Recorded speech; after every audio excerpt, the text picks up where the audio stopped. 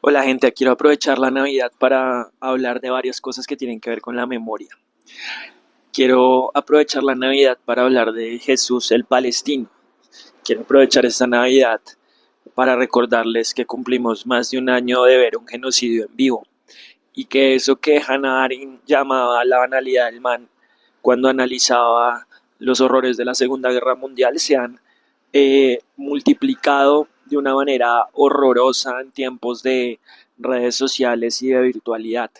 porque llevamos más de un año viendo en vivo y en directo un genocidio en donde se está exterminando a un pueblo completo solo por las ambiciones coloniales de un Estado genocida como es Israel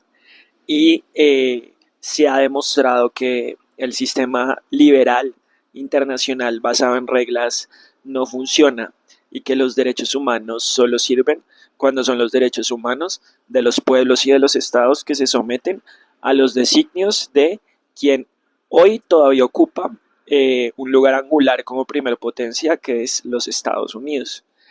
Quiero hablar también de cómo esa banalidad del mal, ese cretinismo, esa necropolítica se ha trasladado también a las políticas nacionales, a la política nacional, porque hace unas semanas también vimos cómo Miguel Polo Polo a- sin ninguna clase de asco eh, negaba ante el país los hechos ocurridos en las últimas décadas, mal llamados falsos positivos, el asesinato de civiles pobres, para hacerlos pasar como guerrilleros dados de baja en combate.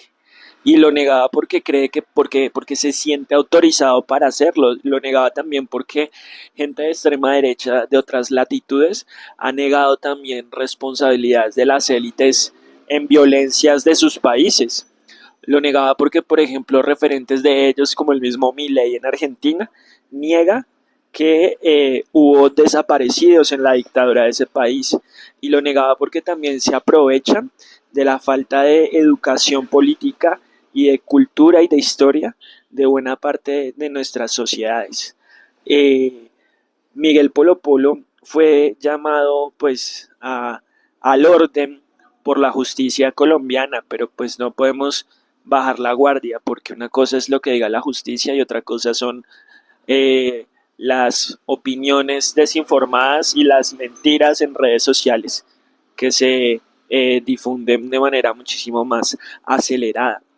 Conectado con esto, pues también quiero pues comentar lo que ha pasado con Álvaro Uribe Vélez en este último año, su sistemático accionar para evitar que avance el juicio que se le adelanta por su responsabilidad en la manipulación de testigos, en lo que tiene que ver con el caso que se abrió hace más de 10 años frente a Iván Cepeda y acusaciones que el mismo Iván Cepeda le hizo en el Congreso de la República por su relación con el paramilitarismo. Porque aunque puede que este juicio termine prescribiendo, porque esa es, digamos, la apuesta de Álvaro Uribe y de sus abogados, si fuera inocente no le apostaría a eso. Realmente cuando hablamos del expresidente tenemos que hablar sobre todo de sus relaciones con el paramilitarismo en los últimos 30 años en Colombia, de cómo su primo Mario Uribe es condenado por parapolítica, de cómo su hermano Santiago Uribe Vélez tiene demasiados indicios de ser uno de los que conformaron el grupo paramilitar Los Doce Apóstoles, de cómo la finca esta, el Ubérrimo, fue un centro del paramilitarismo en Antioquia y esa zona. Yo creo que eso conectado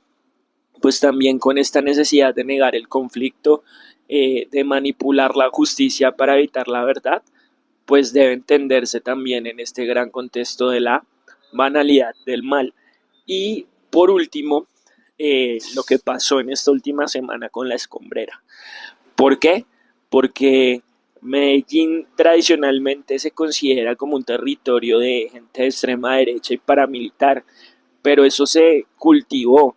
en las últimas décadas sobre el asesinato y la desaparición de miles de líderes sociales de ese territorio que han resistido a esas élites asesinas que han gobernado desde esa región y que han proyectado su poder en todo el país. La Escombrera es una de las tantas fosas comunes que existen en Colombia, pero esta es una fosa urbana.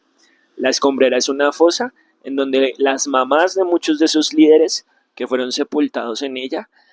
fueron tratadas de locas cuando reclamaban que su gente fue sepultada y fue condenada a muerte por las fuerzas paramilitares y el Estado que han dominado esos territorios. La Escombrera tiene que ver también con la Operación Orión, que fue una operación que adelantaron en los primeros meses de la seguridad democrática con la ministra de Defensa de Álvaro Uribe, Marta Lucía Ramírez, en donde por lo menos desaparecieron a 500 liderazgos de la Comuna 13 y en donde muchos seguramente terminaron en esa fosa común. Una operación que fue aplaudida en su momento como exitosa, pero que al final lo que hizo fue cambiar unas organizaciones ilegales por otras, por las organizaciones del paramilitarismo, por Don Berna, por todo un hilo conductor que hasta el día de hoy sigue manejando el orden en ese territorio. La Escombrera y esa manera de controlar el territorio también tiene que ver con esto de la banalidad del mal. ¿Por qué? Pues porque no podemos seguir tratando de esa manera a las víctimas, porque tenemos que entender que la verdad y la memoria son claves para proyectar un país en paz y con justicia social, porque este país, gracias a este gobierno, también está proyectando esos principios de paz y justicia hacia la comunidad internacional, porque no somos unos simples lacayos de Israel y de Estados Unidos, porque estamos colocando posiciones decentes en el sistema internacional y porque eso lo estamos empezando a traducir a nuevas maneras de entender el conflicto, pero no podemos bajar la guardia,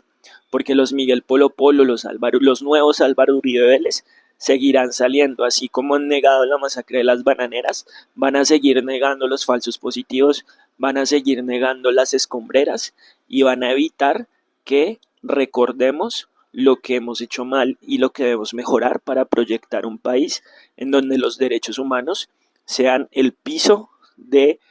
cómo hacer política en Colombia y de cómo manejar nuestros conflictos.